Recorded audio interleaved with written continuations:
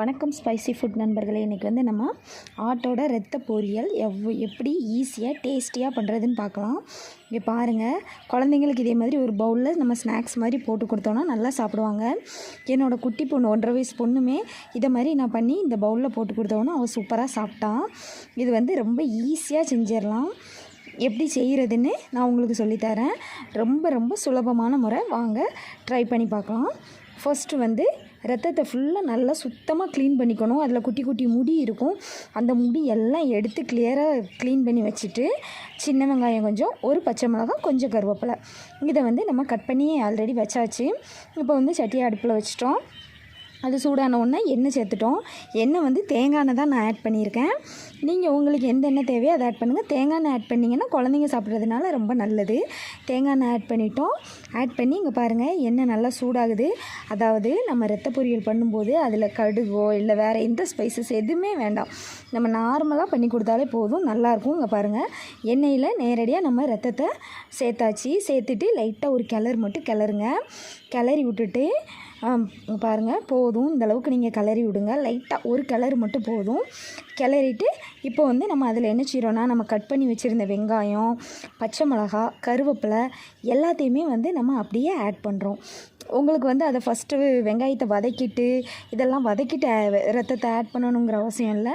இப்படி நீங்கள் நேரடியாகவே ஆட் பண்ணுங்கள். இது சூப்பராக இருக்கும். நீங்கள் கண்டிப்பாக ஒரு தடவை இதை ட்ரை பண்ணி பாருங்கள், எல்லாருக்கும் ரொம்ப பிடிக்கும். அதே மாதிரி சால்ட்டு வந்து ரத்தத்தில் வந்து சால்ட்டு வந்து இருக்கும். அதனால் நம்ம எப்போவுமே அதிகமாக சேர்த்துடக்கூடாது. லைட்டாக ஒரு பிஞ்சு சொல்லுவோம்ல, ஒரு பிஞ்ச் அளவு சால்ட்டு மட்டும் நீங்கள் ஆட் பண்ணாலே போதும். இங்கே பாருங்கள், நம்ம வந்து இப்போ எல்லாத்தையும் ஆட் பண்ணிவிட்டு நல்லா மிக்ஸ் பண்ணி விட்டுட்டே இருங்க. நல்லா மிக்ஸ் பண்ணுங்கள். அதாவது அடி பிடிச்சிடக்கூடாது. அடி பிடிச்சோன்னா அந்த டேஸ்ட்டே வந்து மாறிடும். பாருங்கள், நம்ம மிக்ஸ் பண்ண அப்படியே ரத்தத்தோட கலர் சேஞ்ச் ஆகிட்டே வருது பாருங்கள். அது எப்படி மாறுது பாருங்கள். நமக்கு வந்து ரெட் கலரில் இருந்தது அப்படியே பிளாக்காக மாறிட்டே வரும் ரத்தம். நம்ம வந்து நல்லா இதை வந்து நல்லா கிளறி விட்டுட்டே இருக்கணும். அதாவது கை வலிக்குன்னு கிளறாமல் இருந்துடாதீங்க, நமக்கு அடி பிடிச்சிரும். அதனால கிளறி விட்டுட்டே இருங்க. ரொம்ப டைம்லாம் எடுக்காது, ஒரு 5 மினிட்ஸ்லேயே நமக்கு நல்லா வந்துடும். இங்கே பாருங்கள், நல்லா கிளறுங்க. இங்கே பாருங்கள், உங்களுக்கு தெரியுதா அடி எதுவுமே பிடிக்கலை, தெரியுதா அடி பிடிக்கவே இல்லை. ஏன்னா நான் கிளறி விட்டுக்கிட்டே தான் இருந்தேன். இங்கே பாருங்கள், நமக்கு ஃபுல் அண்ட் ஃபுல் நல்ல கலர் சேஞ்ச் ஆகி வந்துகிட்டே இருக்குது. இதில் மஸ்ட்டு நீங்கள் பார்க்க வேண்டியது, அங்கே பாருங்களேன், உங்களுக்கு வந்து அந்த தண்ணி இருக்குது பாருங்கள், அந்த தண்ணி எதுவுமே இல்லாமல் நல்லா ட்ரை ஆகணும் ரத்தம். இப்போ பார்த்தீங்கன்னா நம்ம வந்து அப்படியே விடும்போது அங்கே பாருங்களேன், முட்டை முட்டையாக வருது. அப்போ அதில் வந்து கொஞ்சம் தண்ணி இருக்குது. அந்த தண்ணி எல்லாமே நல்லா வத்துற அளவுக்கு நீங்கள் கிளறிட்டே இருங்க. அதாவது விடாமல் கிளறிட்டே இருங்க. நீங்கள் பார்த்தீங்கன்னா நான் கிளறும் போதே உங்களுக்கு தெரியுதா அடி எதுவுமே பிடிக்கலை, நீட்டாக கிளறிட்டே இருக்கேன். இங்கே பாருங்கள், இதே மாதிரியே செய்யுங்க, சூப்பராக இருக்கும். உங்களுக்கு வெங்காயம்லாம் பார்க்குறதுக்கு வதங்காத மாதிரி தெரியும், ஆனால் நமக்கு கரெக்டாக அந்த ப்ராசஸ்லாம் முடிஞ்சு வரும்போது செம்ம டேஸ்ட்டாக இருக்கும். பச்சை மிளகாவே உங்களுக்கு உரப்பே இருக்காது, அந்தளவுக்கு டேஸ்ட்டாக இருக்கும். கொஞ்சம் தேங்காய் துருவி தனியாக எடுத்து வச்சுருந்தேன் ஸ்டார்டிங்லேயே.